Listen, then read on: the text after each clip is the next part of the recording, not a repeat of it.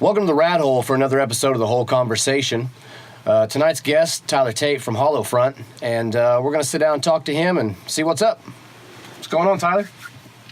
Not much, man. Just ready to have this conversation. The whole one.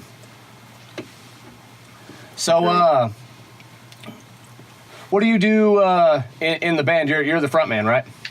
I am. I'm the vocalist of the band. Well, one of the vocalists. I guess our guitar player Dakota does vocals too. Yeah. I'm the main vocalist.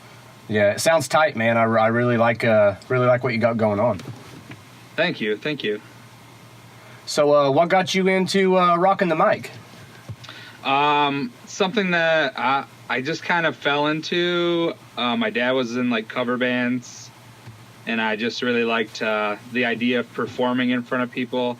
I was always into like karaoke and like all that kind of stuff when I was a kid, and always wanted to start a band, but I was just, in middle school, nobody really knows how to play yet, now nobody that you know anyways. And about high school, I got into it was 2005. I got into my first metalish band. I do that because it's with a hint of it's like water with a hint of lemon. Gotcha. Like hint of metal. Gotcha. If you had to describe that, what do you think would be a good band for reference, or a good way to describe what it was? Well, no good bands because it really sucked. We've all been there. I guess at the time we were like into like Under Oath and like more of like that emo side of the stuff that was coming around then. Yeah, okay. So at that time it was like pretty singing and half-assed pretty singing. So like Under Oath, Atreyu, things like that. Exactly. Those were like my bands. Well, you guys come from the same kind of place that I come from then, because I was into some of that stuff. Like I had a short stint in there where that's what really propelled me into metal. How old are you? I just turned 30. 30? Okay, so I'm 28. So we probably Kill Switch, As Lay Dying. Yep. Those were all the bands that got me. As Lay Dying was actually my first like metalcore band that I've ever heard. So when I heard that, I was like, I'm gonna try to sound like that guy. And so let me take a guess. Was it The Darkest Nights? No, it was actually Forever by As Lay Dying. Okay. It was the first metalcore song that I was ever. Someone's like, listen to As Lay Dying. So I just like, it wasn't a YouTube at that point, or at least wasn't very popular. Yeah. So I had to like try to like LimeWire a download version of As Lay Dying song, and I was like, all right, I can dig this. And then it's like he comes in with his screams. I'm like, oh shit. Yeah. It's like, that's intense. Yeah. My first song I think was 94 Hours. Yeah, that was a very close second. I pretty much was like, after I heard Forever, I went and downloaded like the entire album. Back when I was illegally pirating, I'm sorry. We were all pirates, bro. Yeah, when your parents won't buy you every single record that you want. Yep. It's like, I'm gonna get this fucker no matter what. So I asked them to buy me a computer so I could take it. Yeah, I did it on my mom's computer, so she didn't know anything about it. She didn't understand it. My dad thought it was cool. He's like, hey, type in this song, type in that song, type in this song. And he's like, oh, man, that's awesome. And then after a while, he got to thinking about it. He's like, you know what? I don't know how I'd feel if people were stealing my music. He's like, but at the same time, more people are getting your music. I think it's hilarious. There actually was a couple of like torrent sites that had a couple of our like EPs, and it's just like, that's hilarious. Like, I personally don't care, but it's not like it was back in the day, like streaming's pretty much killed pirating. Yep. But anyway, sorry to interrupt you with all that. You were talking about continuing with that? We're probably getting a lot of tangents. That's all right. Say that again. You kind of broke up. The audio broke up. I said that's all right, man.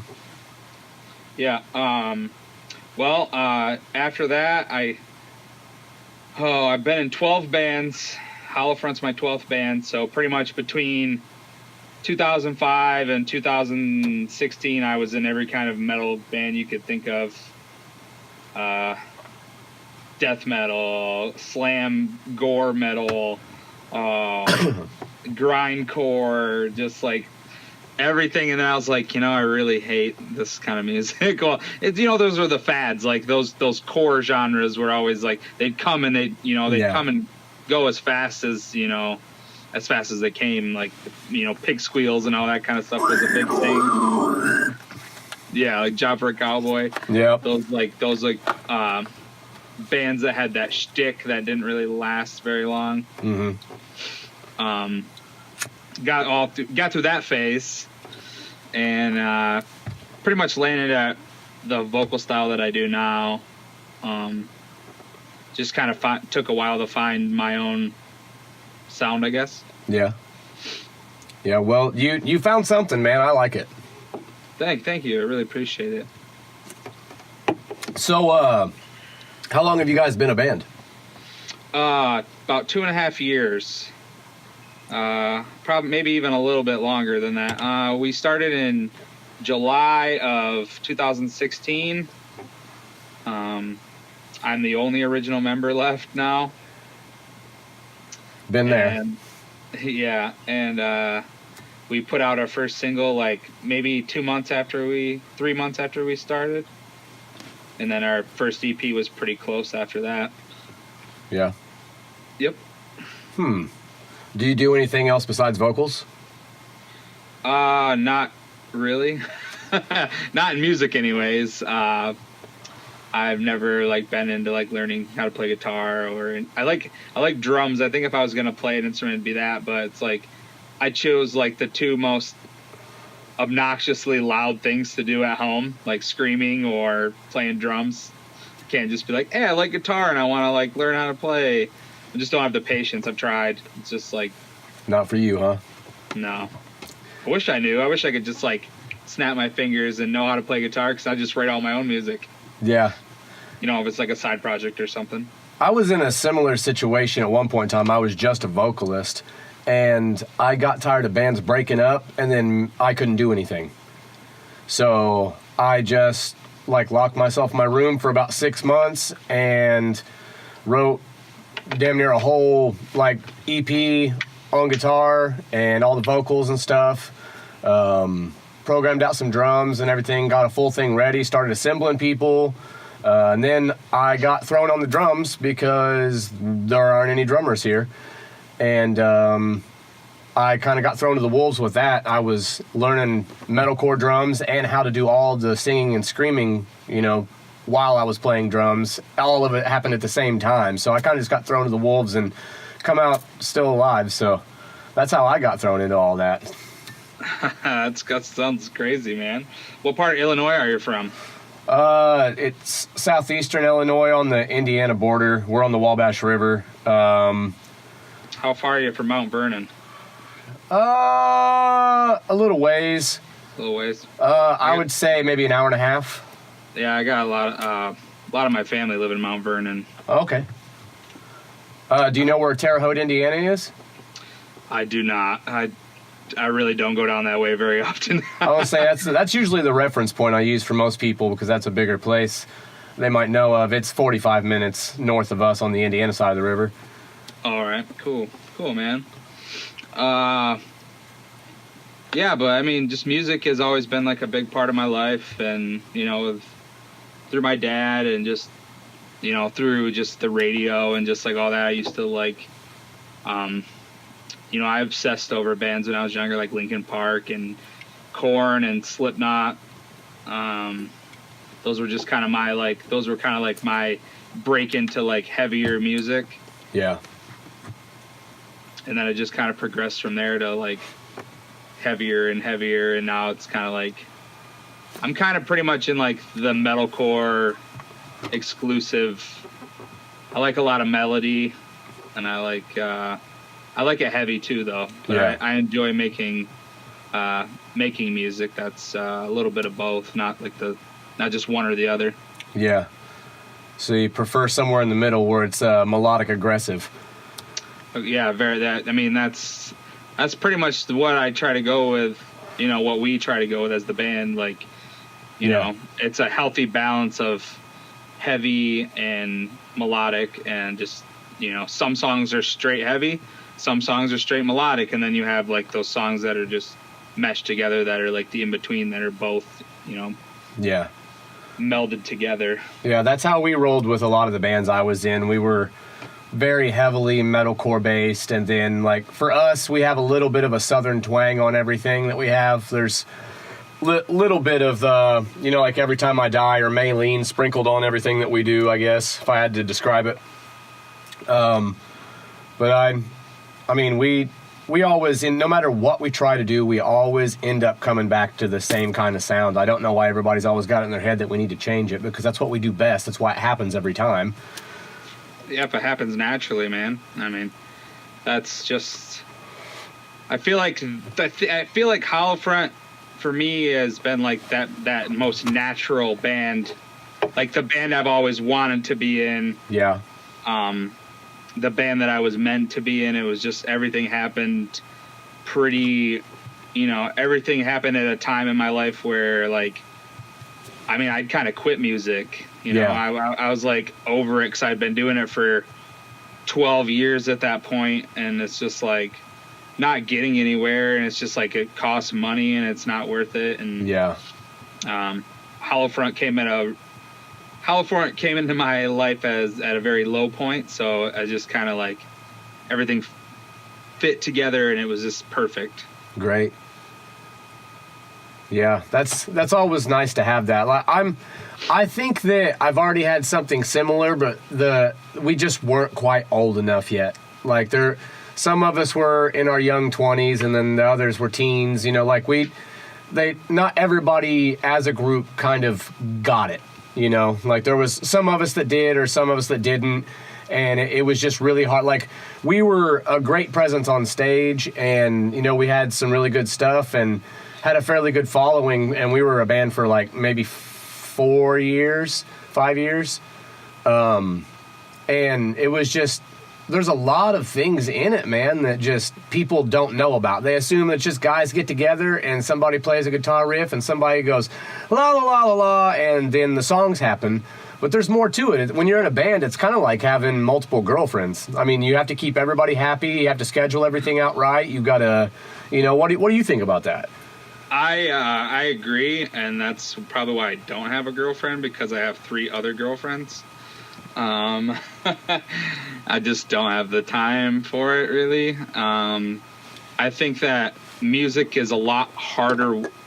Being in a band's easy. Like, if you want to just be in a band that doesn't do anything, that just is out to have fun and play shows, that's totally cool. Like, if you want it to be a hobby. But if it's a job, if it's like what you want to be like your full-time gig, it's hard work. It's not something that you can just put in a minimal amount of effort and expect to gain any kind of following, or or have anyone care, really.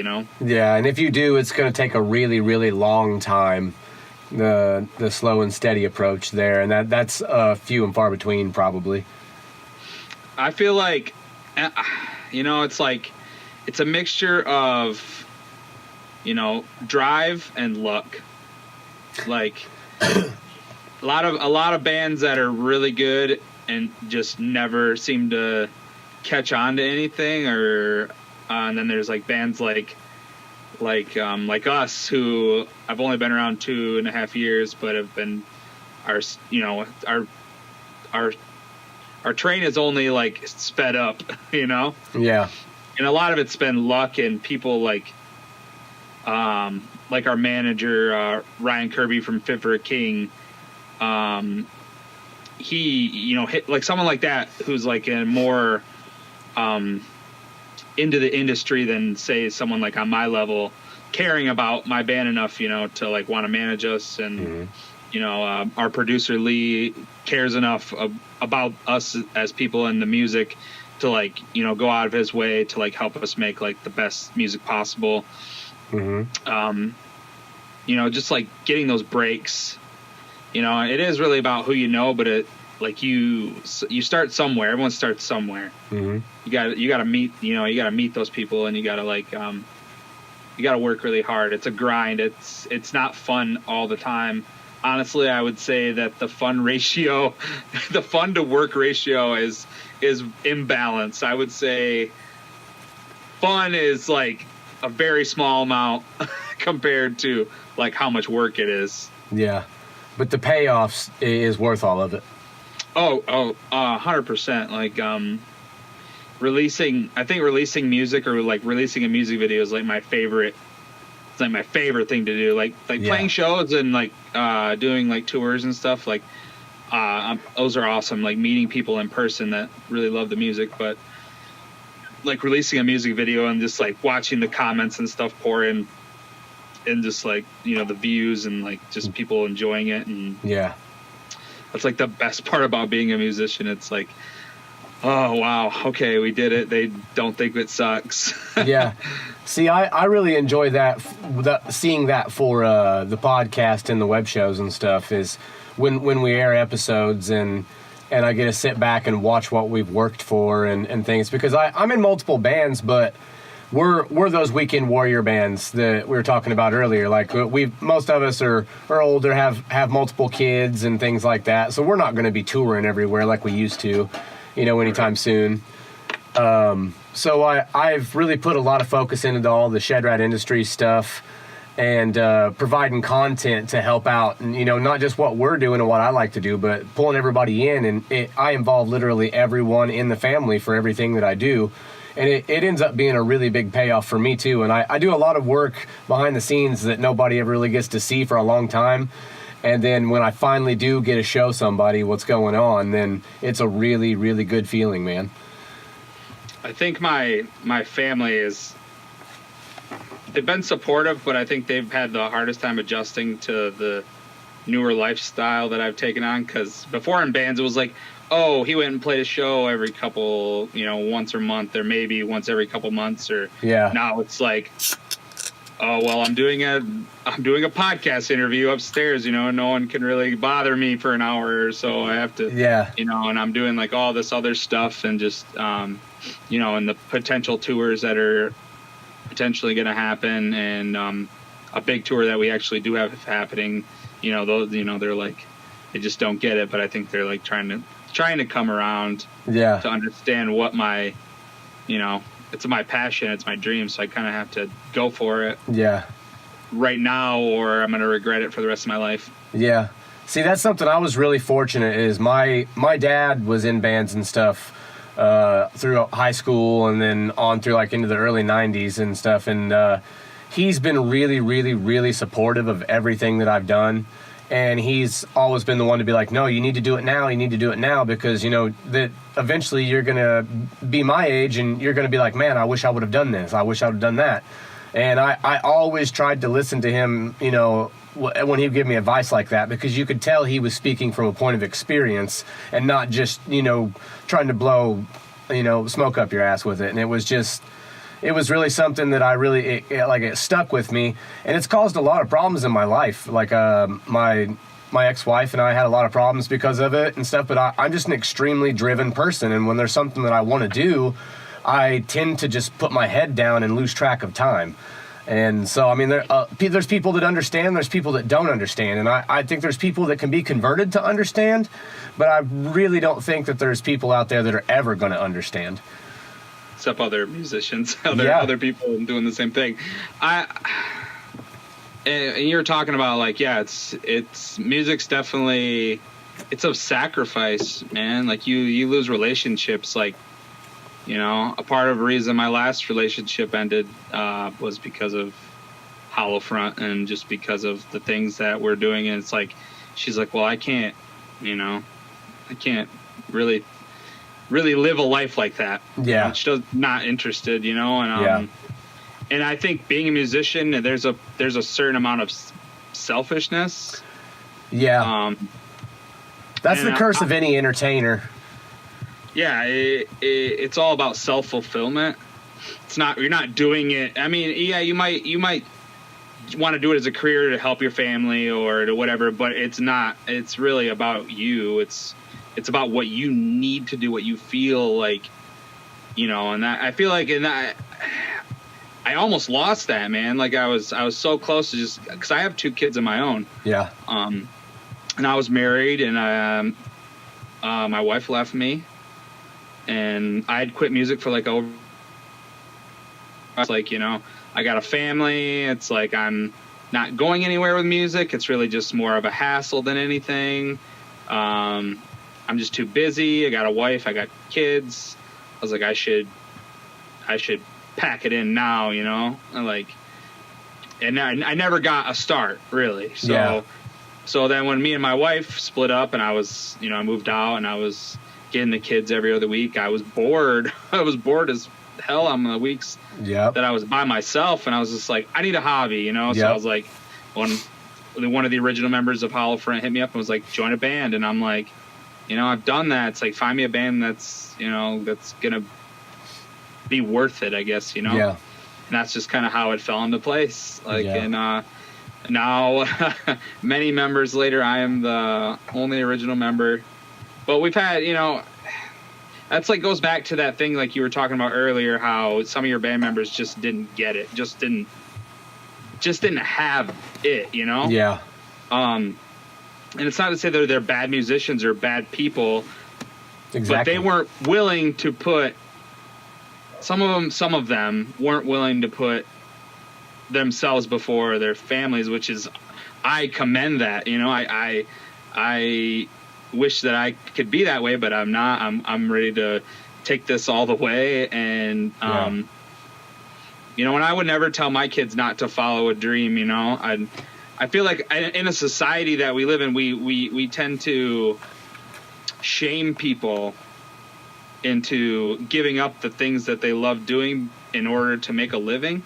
Yeah, or either that, or people take it as a safety net because they're scared to take that next step to pursue it. And pursuit of happiness in general is just one of the most overlooked things in our society. I 100% agree. Trying to be happy is it seems to be getting harder and harder for people these days. It's just like money and it takes over everything. If you can't pay your bills, you can't live. If you can't fund your band is never going to go anywhere because you're going to have crappy recordings and crappy music videos because that's what you can afford and you want to do it. So you take those shortcuts or, and people, I mean, even outside of the music industry, it's people just having a hard time staying happy, which I think a lot of Hollow Front's lyrics and stuff touch on that.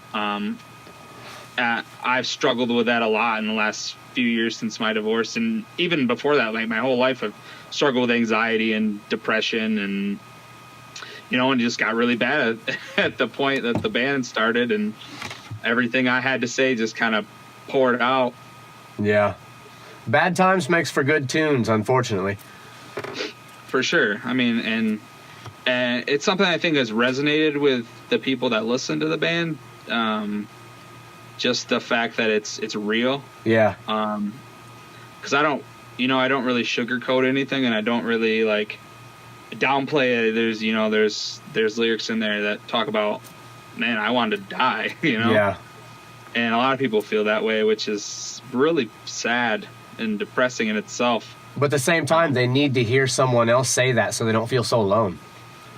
Yeah, I mean, I did it. It was another selfish thing. It had nothing to do, because when Hollow Front started, we were just like, yeah, we're just gonna have like a fun. It was gonna be a hobby band, like that. It literally was never gonna be what it is now. And we just were like, oh, we're just gonna play some shows and we'll do some music videos and stuff just because it's fun. And we ended up getting legit recordings just because we knew a friend that was, the guy who does our stuff now. He's just always been good since we started working with him. And that's Lee Albrecht, right? Yeah, and that's Brett, obviously. Yeah, so yeah, Brett works with Lee. Yeah. I could tell in the recordings it had a very similar beef to it. Yeah, Lee's got the beef. Yeah, he does. He's known for the beef and the ambient leads. Mm-hmm. We call them the leads. Lee's leads by Lee. Leads by Lee. Yeah, he needs to have like his own like lead company where he just like has like a pre-stocked online store with all his leads. Maybe an Etsy store or something. Leads by Lee. But yeah, he does some pretty good stuff. But yeah, that's we've been working with him pretty hard for the last couple months on a full length. Really? Yeah. And it's been a trip, dude. What can you tell us about that? I can go into a little bit of detail. Well, give me what you can. I don't want to spoil nothing. We've just been recording. We started in February, and we'll go like a week on, a week off. You know, because I have kids, so like every other week, we pretty much. I told Lee he has like, I have split custody of my children. He has split custody of me, because I sleep at home one week and then I sleep at his couch the next week. I know what that's like. We've been writing completely in the studio. Like every song we've written has been like us getting together and just sitting in a room and kind of tossing ideas. And if they suck, we get rid of them. And if they don't suck, we put it in. Yeah. Or if they don't suck, but they don't fit the song, they get thrown out. Yeah. So it's been like almost like a puzzle, you know, like we'll get in and we'll start writing a song and, you know, we'll piece it together. We're over halfway done. We have like all the instruments pretty much done, but I have like 5 more songs to record vocals on, which sucks. Yeah. I'm just at the point in the record, because like after like a month or two of doing it, it's like, and this is our first record where we're doing live drums. Okay. So that's been an added stressor on top of it, just like making sure that's all taken care of. And I'm heavily involved in all that. I'm there 24/7 when we're recording, and I can't play the instruments, but I'm like, hey, can you do it like this? Yeah. On the drums, or I'll mouth some breakdowns or something. Yeah. And sometimes they'll get taken seriously, and sometimes I'll laugh and say that was dumb. But other than that, like, yeah, we're just trying to get our first full length done. No real plans on release or anything like that. We're gonna do a couple of music videos for some singles that will drop hopefully sometime before fall. But that's really all the information that I have on that. Yeah. It's been fun. It's my first ever full length ever being in a band. 11 songs. So it's been intense. Yeah. And I got 5 more songs to write, and I probably should like do that when I get off here. Yeah. I'm in the hot seat with a handful of tracks myself. I've got a bunch of instrumentals ready for me, and people always checking on what they're doing, because we have a bunch of collab stuff for ShedRat Industries, where anybody from any of the bands in the family want to throw something together. We write originals together for fun to release, just for extra content. And so we've got I think we've got 2 originals in the works still that I need to be throwing vocals on, and then there's a couple other of the bands in the family that I'm doing some stuff for vocally that I'm really picky. And since I've got 3 kids and I'm doing all of this stuff and my regular job and everything, it's hard for me to get in there at the right times, because normally when I have free time is when they're napping. So I can't very well be down here pounding on my drums, or, I've got everything pretty well soundproofed, but it's still just enough that it could cause a disturbance upstairs. So I'm trying to get to it when I can. It's dad life and regular life, just they get in the way. So that's why I've chose to be the weekend warrior that helps everyone else who is serious about it. Hey man, that's commendable in in your own right, making sure you do what you got to do, but still doing what you want to do. Yeah. And I'm kind of here for, like, earlier when you were talking about all those people that didn't just quite get it or didn't know what to do or didn't have the money to get a good music video or recording. That's what ShedRat Industries is for, man. Anything that any of those people need, come to us, and we've got a whole giant crew of artists that are, doing it every day that will walk you through how they do it, or, whatever you need, we can help you from ground up with everything. And that's the big payoff for me, really, is the release of the episodes and being able to know that I'm helping everybody, and we do it for almost completely free. And that's a big deal for us. Yeah, man, that's awesome. So are you guys like a record label, or? See, it's really hard to explain or even know like what to call ourselves, because we do so many different things. Basically, we tell people we're a community style label, and it's based around arts, entertainment, and content. And we can help you with just about everything you need from the ground up, with songs, writing, recording, mixing, mastering, production, music videos. Like, there's somebody in the family that specializes in all of this stuff, or multiples. So if there's anybody that you need help with, or you need help from, we throw it in the family chat, everything gets sorted out, you find the best person to help you, and then, we go from there. And I handle everything very personally, making sure that everybody has what they need, so it's a customer by customer basis, basically. We have different tiers. People come through. Most people just join in at the first tier, because that's the free tier, but it's the one that we expect the most like content and shares and likes and activity from. And then the bottom tier is the one that costs money, but it's only like $50, and you get the same shit. You just don't have to participate in all the other family activities as far as like sharing content and stuff. It's more like a drive-through part of it. But I mean, it's really hard to classify. But I say that we're an arts and entertainment community label. I've never really heard of that before, man. It's pretty interesting. Yeah, it's growing pretty quick, man. We've been doing it for a handful of months. I'd say we're coming up on probably like 9 months or so, probably. And it's grown ridiculously quick. And with the episodes and stuff dropping now and getting into all of that, and like I think there's 5 different podcasts going to be coming out of the rat hole here, with different people. There's going to be like a cooking show. There's a sci-fi horror show. We've got a reptiles and amphibians podcast. There's a bunch of different stuff. Just basically, I'm giving people a platform. If you've got something you want to do and you're passionate about, this is the spot for you. That's awesome, dude. I'll have to spread the word about you guys for sure. Well, I really appreciate it. And if there's anything we can ever do for you guys, man, I'd be more than happy to. I don't hardly know the word no when it comes to helping people. Hey, man, that's a good quality, and maybe a bad quality too. Yeah, it's a gift and a curse for sure. It keeps me a busy dude, but I mean, like we were talking about earlier with all the hard work and just being a band and stuff. Like, the payoff is so worth it, man. You gotta put the work in.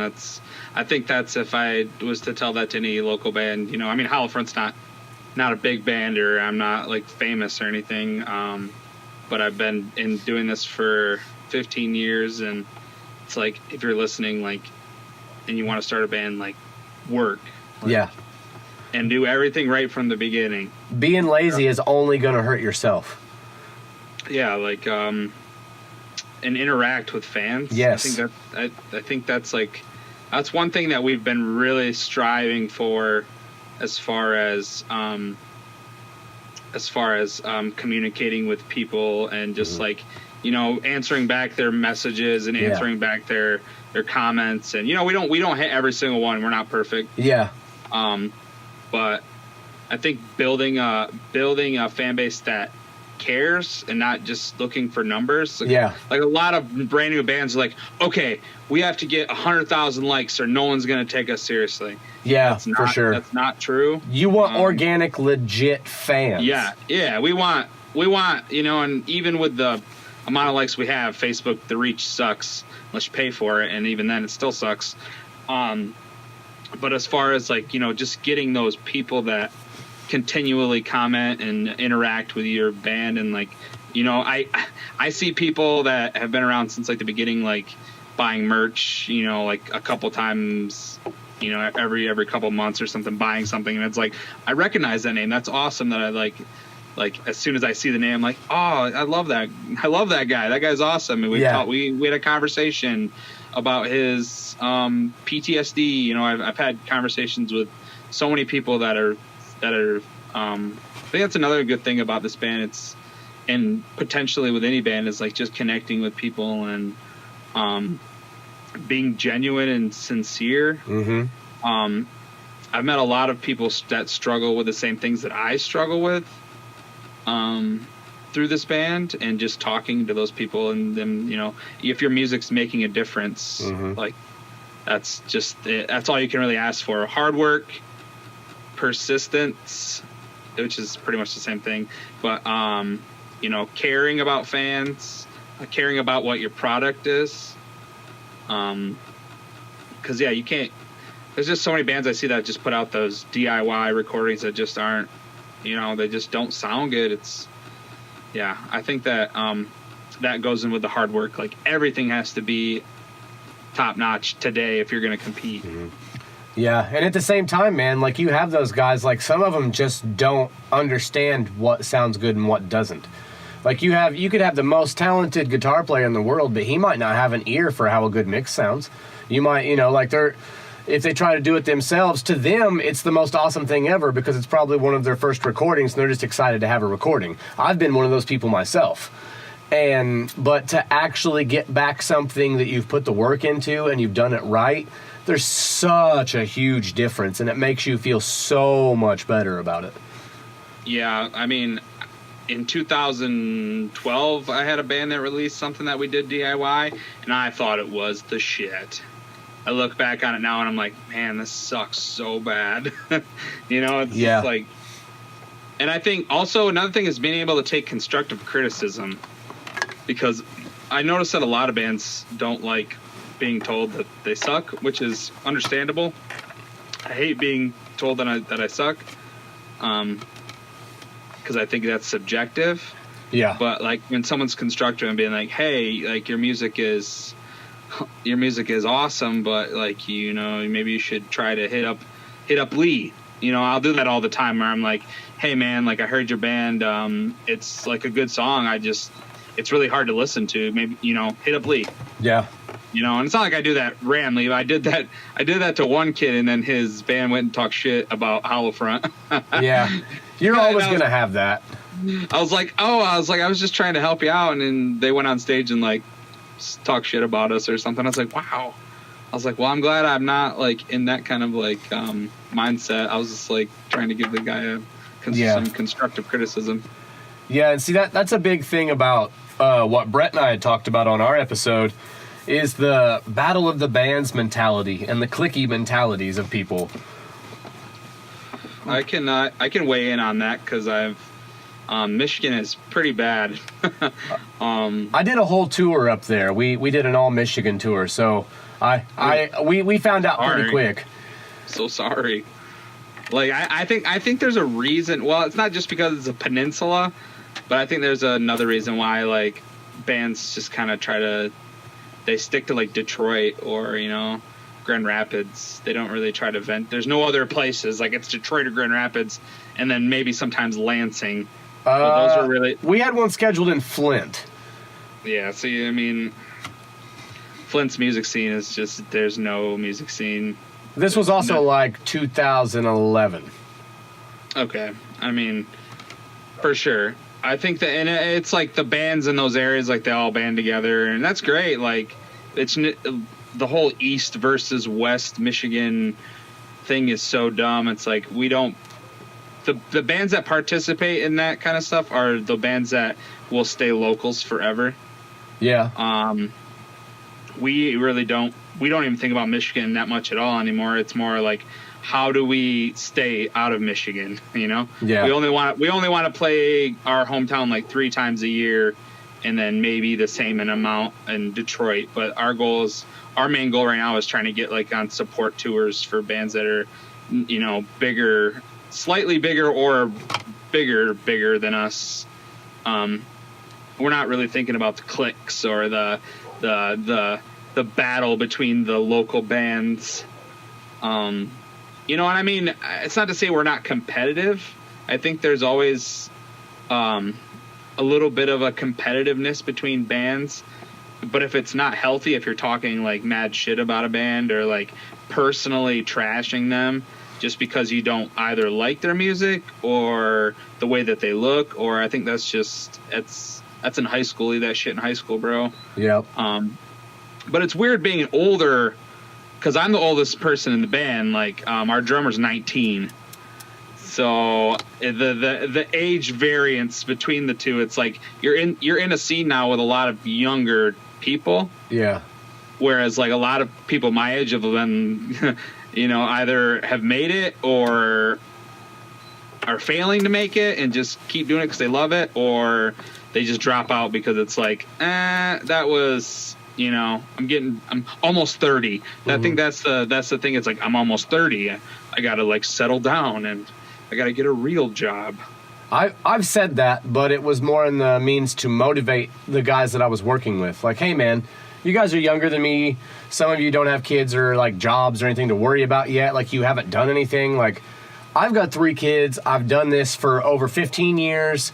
Actually, 18 years now. And, I don't have any more time to waste. If I'm going to be taking time away from my family, I want to make sure that I'm putting down, some shit that's worth it with people that want to be here. So I was like, more motivational in that direction, not more the fact that, hey, I'm going to give up sometime soon. It was more like, hey, guys, come on, I'm not getting any younger, and you're not helping this. Yeah, I mean, if your team isn't, like, airtight, you're never going to get anywhere because not one person can't do it all. And I feel like that was something that I usually just take the brunt of the work just because I can't. It's like the old saying, like, if you want something done right, do it yourself. Yep. But I've been really like, delegating work between the solid band members that we have now. And yeah, it's like putting in the work, and even though you're younger, like now's the time to do it. Like if you want to be serious and you want to like tour full time and you want to like continue to put out records and have thousands of fans, or the dream. It's the dream. Yeah. You have to, and we keep coming back to this. You have to put it in the work, and you have to care. If you can tell those people that aren't passionate, like they might be passionate about one aspect of it. Say they're passionate about the touring aspect. Like they want to get out and they want to see the world and they want to meet these people and they're super social and they're super get along with everybody. But they don't have the passion for their craft. Yeah. Like you can't do anything with that. You can't go anywhere with that kind of a mindset. It's not a party. Yeah. I mean, and of course you can if you can handle it. But, like, I don't drink at all on tour, or really at all, ever. See, for us, we were just pouring it down our faces and smoking stuff, and people were snorting stuff, and, like, I don't do that, but I'll smoke and drink, but, like, I'm not one of those, like, sex, drugs, and rock and roll kind of guys. But, like... I still not the 80s anymore. Yeah, and I still don't like. I had a lot of fun and stuff, but I was always the band dad. Like always the band. Even if I was the youngest dude in the band, I was the most responsible one, and was the one that understood the whole ins and outs of the whole picture of what we needed to do, and it was just always really frustrating. So it's like I almost wouldn't let myself do. Like not drink or not smoke or anything like that because I didn't want to be missing the shit, because if they didn't give a shit, then I was going to do it too, because I was already putting in 3 times the work, but that was the wrong mentality to have when right. I should have just, put my head down and put the beer down and worked a little bit harder. And if I could have pulled us through that last little bit of darkness, we would have been just smooth sailing for a long time. It's hard to do by yourself, though, man. Yeah, it gets really old really fast. There's been some points in Hellfront where I was like, man, I don't know if I can do this. Just when I was trying to do everything myself, and the band members at the time, some of them just weren't like on board for what was happening to the band. Just like they wanted it, but they didn't want to work for it. Yeah, a lot of people just want to play shows. That's it. They want to have a band. They want to play shows. They just want it to happen. They don't want anything else. They don't know the other stuff about it. Yeah, for sure. And I love playing shows. It's obviously, if we didn't love playing shows, it wouldn't, we'd just be an internet band or something. We wouldn't. Yeah. We wouldn't be trying to tour full time, and be poor. Yeah. There's definitely that exhilaration of getting on stage and like seeing people you've never seen before into your music. Yep. Like nothing's better than going to somewhere out of state, and like we played in Milwaukee and there wasn't that many people. I'd say there was like 50 people there, but it was a small room, and it was just like everybody moved the entire time and screaming lyrics, and it's just like that was. The night started out, I was like, man, this venue looks like it's gonna suck. Like, fuck. But people showed up. We had people drive 3 hours to come see us, and had a dude take a 6-hour train ride from central Illinois to Milwaukee, and it's like, damn, that's why you do it, man. It's like, and then that sweat and that energy and that just everyone in the room just going nuts. I mean, that's why you do it, and it's sad sometimes you don't get that because you'll end up playing for like 10 people that nobody doesn't give a shit. Yeah. But that's what the work is for. You got to work. The more you work, the more people will care. Yep. If people see that you care, they tend to care. Yeah, exactly. And that's something I've talked about on prior podcasts, that the amount of effort that you put into it, people notice that, and you'll pick up the right people to notice you. And that's how you get those organic, real fans, because they appreciate and like what's going on.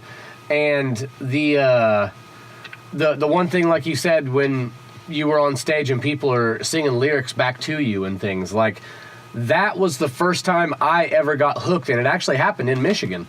When we went up there, we I played a show. No, it didn't happen in Michigan. That show got canceled. We come all the way back to Illinois again. We went and we played a show, but we had went to a place that we had never been to before, and we packed the fucking place and actually broke the record for attendance. And there was people standing outside on the sidewalks and shit, and like just looking in the window and just chilling outside. And when we started the show and we got into it and I started singing, and the first deep breath that I took to start singing, I saw everyone in like the first 3 rows do the same thing. And I was just like, oh shit. And then it started happening, man. And they started singing with me. And I was just like, this is why I'm here. These people don't know me. I've never talked to any of these people before in my life. I'm making a difference to someone else. This is why I'm here. Yeah, for sure. I've had people come up to me at shows, and we get into really in-depth conversations about, what they were, what was wrong in their life, basically, what was, and they'll ask me questions about why I wrote this song or why I wrote that song or what it was really about. And just getting to meet those people and get like intimate, it's not usually something you would talk to strangers about. Like, you don't just go up to someone in the grocery store and be like, I've contemplated suicide. People don't just do that, so it's like, and that kind of, it's like a thing that you open yourself up to when you're an artist and you put your art out into the world.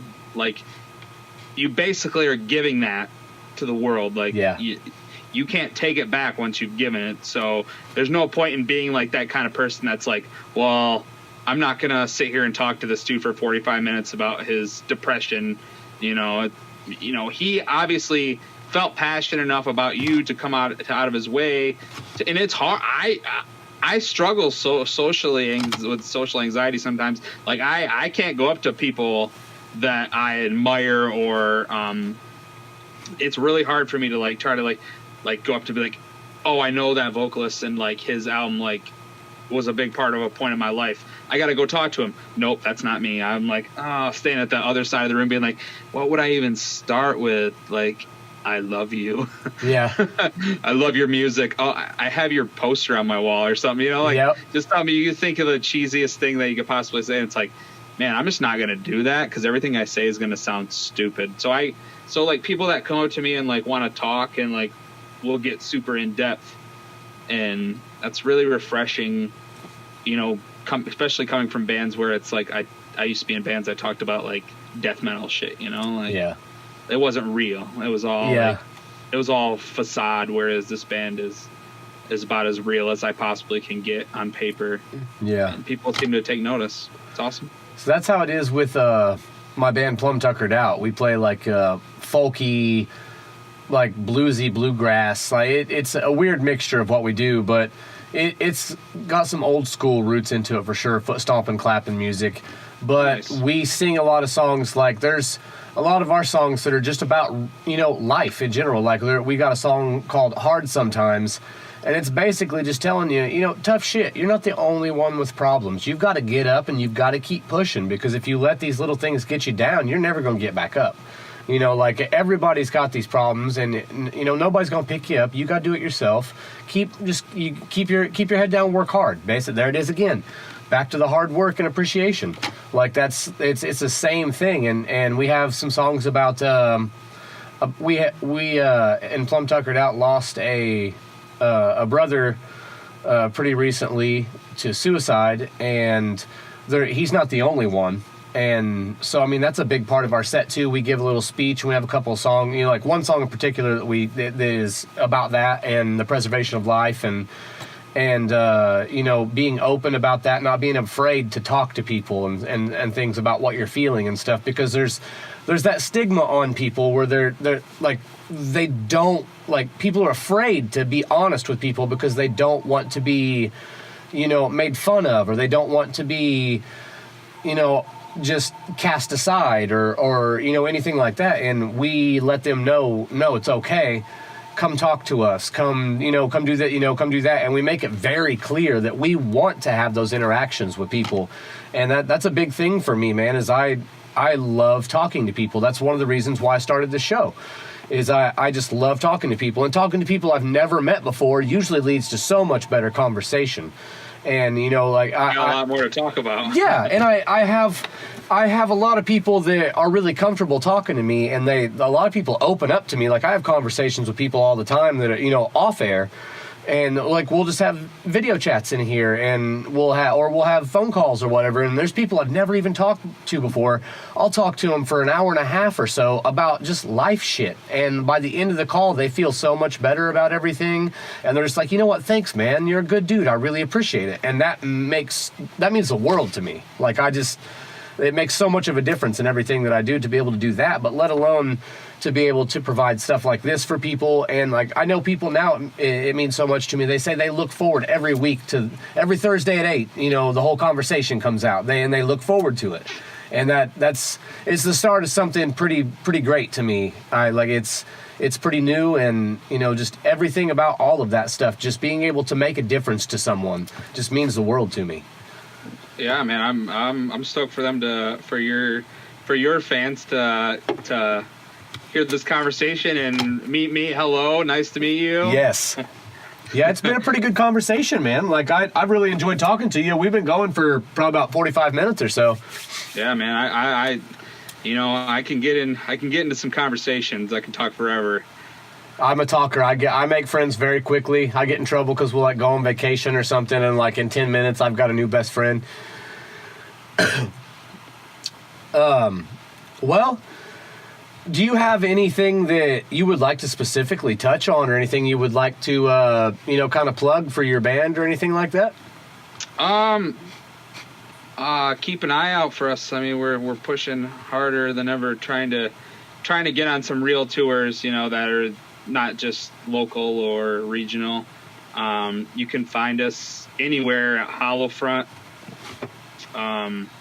Facebook, it's at Hollowfront GR. But if you type in Hollowfront, this is the easiest thing ever. Just go to Google, type in Hollowfront, and it everything pops up. It takes you to our Insta, our Facebook, our Spotify. We have we're on every major streaming service, and wherever you can buy music online. I honestly never buy music, so I don't know where those would be, at iTunes, I guess.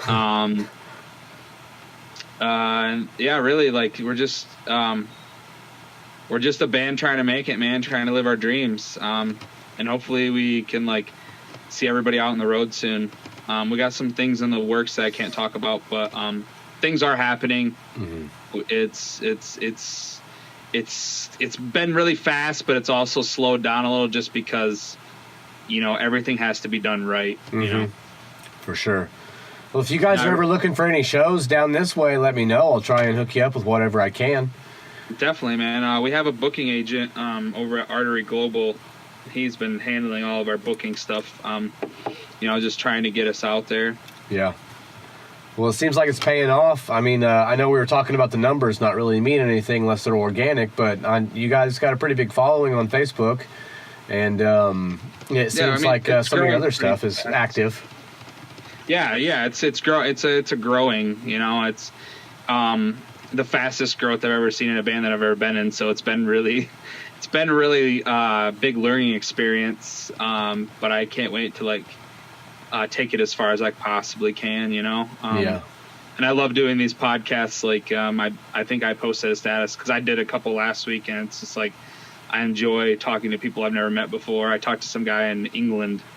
And that was a trip just because the time difference. It was like 8 o'clock here and like 2 a.m. there or something like that. And yep, I had to do a show with somebody that was in, I think, Spain. So like that was a little bit of a time difference for us too. But yeah, I'm going to be doing the after we wrap up the first season here. I think we're going to stop at like maybe 25 episodes for the first season here. And then in between the first season and the second season, because I'll be moving into the new studio room and everything, I'm going to do the whole conversation international, and I'm only going to do stuff with people from overseas. That's awesome, dude. Yeah, that sounds awesome. I'm going to start listening to your stuff, start watching your stuff. Are you just on YouTube or? We premiere them on Facebook, and then we put them on YouTube. And then once the season wraps up, I'm going to upload them to about 30 other websites and platforms that are similar. And then we're also going to extract the audio so that way people can download them on iTunes and Google Play and all that other stuff. So we're going to put it everywhere we can, so that way, but we're going to mass upload everything, so that way, since Netflix has kind of set the standard for that stuff, we're going to do it so people can marathon watch it or listen, and it'll jack up our views and streams and stuff. It'll be better for everybody. Yeah, doing those all at once. People love binging. Yep. And then not only just this one, but we're going to have like 4 or 5 others coming out too. So we've already done a handful of episodes for a few of them. We just haven't released any of them yet, and we're just trying to get a feel for the right format for the show, you know? Yeah, I'm looking forward to seeing where you take it. Well, I'm getting excited just because I got more people that are excited about it. For sure, man. That always makes your job easier when people actually care and like it. Yeah. It's like if you were just getting shit on all the time, it'd be like, why am I even doing this? It's just terrible to my confidence. And but yeah, when people are like, I love what you're doing, it's just like everything is like, yeah, man, this is why I do this. This is what I've been waiting for so long. Yep, and that's what it feels like for me, man, because I've been trying different things for so long with all of this stuff, and I haven't ever quite got there. And like, you know, I've got there by some people's standards, but not by my standards. Like there was certain things that I just missed, and now I'm handling most of this stuff here like this by myself, and I've got a few people that help me every now and then, and Domo from Silura, he is my partner in ShedRat Industries. He runs ShedRat South, and he helps with a lot of stuff, but it's just everything is so awesome, and this is my first time around where I've gotten so many people excited about something that I've, you know, cooked up, or that I'm thinking about, and I'm constantly making moves for everybody and trying to help as many people in as many places as I can and get stuff set up, because I think that what we're doing here, once we get a good head of steam built up, I don't think there's going to be anything that can stop us, and I think that it's going to do nothing but grow, because it's nothing but positivity. Hell yeah, dude. I'm totally into what you're doing. I'm into what you're selling, man. I'll take 2. But yeah, man, this has been an awesome conversation. I appreciate you having me onto your podcast. Oh, dude, anytime. Like, if you want to be a guest on some other time, like we're getting it worked out where we're going to be able to have like 4 and 5 guests at a time and just have people sitting around, you know. That way we'll be, you know, in the new studio, I'll have a couple different, I'm looking into getting like a 75-inch flat screen so we can split screen and still have sufficient view for people. I'll have a couple others set up. So it'll just be me sitting in a room full of screens and shit talking to people. And, you know, actually Brett Lockery is going to be co-hosting with me a lot. I'm not sure if we're going to, I think he's going to be coming in here pretty soon and finish up the first season with me. But definitely the second season I'm going to have a co-host. So he's going to be doing a lot with me. Yeah, when you do your second season, hit me up. I would love to have a multiple conversation with multiple people. That'd be dope if we just get into talking about, well, you know, it's just like getting into a group of people that are passionate about like some of the same things that you're passionate about just really helps drive a conversation, which is why I like these podcasts. It's like most of the people that I talk to, they're passionate about metal, or they like metal, or they're passionate about music in general. And it's just like that. It's such a breath of fresh air. You know, you go around, you're like, talk to your friends that don't give a shit about music or anything. Yep. It's like, hey, what's going on in your life? Well, only music, only that. And like, so, you know, you feel like that's all you talk about, which it really is. Like someone's like, hey, you know, what have you been doing the last couple months? Well, you know, I've been recording an album, planning out all these things for Holofront, and it's like Holofront. That's all that I'm doing, and I look like I have no life, but literally that is my life. Yeah, I just work on that pretty much 24/7. See, for me, I've got a lot of those friends that just don't really give a shit, but they at least pretend to because they're my friends. So, like, they'll ask, but they really don't know what to ask about or, like, what to be excited about. So, like, I have, like, a 50-50 split because most of my friends are musicians of some sort, but then there's also a big portion of them that have just been along for the crazy ride the whole time. I think it's either 50-50 for me, where it's like they either don't give a shit enough not even to, like, ask, or it's the people are like, you're famous, because we have a music video that has like over 1 million views. So it's like, they're like, you're famous. Why aren't you making a lot of money? And it's like, no, that's literally nothing really. If you think about it, 1 million views isn't, I mean, and especially YouTube doesn't pay that much, you know, it's not like we're making a hell of a lot of money. But it's like, yeah, they're like, either the people are like, oh, you're like a 30-year-old, almost 30, like trying to be in a band, like, oh, and then you got the other people who are like, oh, wow, you're famous. Yeah. It's like, no, I'm not. And you know, like, people, like, they just, I guess they don't get it. Yeah. It's weird to see, be supportive in their own way. Yeah, it's weird to see the different levels of, like, understanding and, like, reaction from people like that. Because you have people that, like you were saying, like, oh, you're famous, and then there's the same people, like, in the same town, they're like, oh, you ain't shit. And it's weird to see how people react to it. And, like, my favorite thing is I had one of my teachers that always used to get on me for wasting my time with that stuff. Like, and she saw me in the gas station not too long ago, and she says, oh, hey, how are you? What have you been up to? And I told her about everything. Oh, I got 3 kids. I went through the whole family thing. She's like, oh, that's great. And she's like, well, what are you doing? And I told her, I was like, well, I'm an orthotic lab technician, and I also own a label, and I'm doing pretty well. I've got 5 different shows that I release, you know, every week, and blah, blah, blah. And she's just like, oh. And then I handed her a business card with the label logo and everything and all my information on it. I was like, yeah, check it out sometime. And like, there, that lady that told me that I was wasting my time and I wouldn't be anything just got to eat a big old D. Yeah, I need to get some business cards so I can feel, yeah, like I just whip it out and just... Yep, boom. My business card. We're legit. Mm-hmm. Yeah, the first time I handed one of those to somebody, I was like, oh, yeah. That's what's up, man. And now I'm almost out.